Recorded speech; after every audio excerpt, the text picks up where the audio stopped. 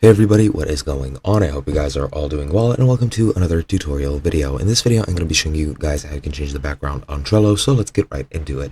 If you want to change the background of your board after you've created it, it is a very easy thing to do. What you need to do is log in first and go to your board which you want to change the background of. Let's say I want to change the background of this game dev board I'm currently on. What you're going to want to do is go to the top right, click on these three dots, and you'll get this menu. And as you can see, change background is a button that is positioned right under the settings button, so click on that, and then you can change it to photo, you can change it to color. If you click photos, this is the stock library of Trello. If you go to colors, it's basically just gradients or solid colors depending on what you want, or you can add a custom by clicking here and then choosing an image from your PC, and that's pretty much it. You just select whatever you want and add it as a background. You can also change the background of cards like so.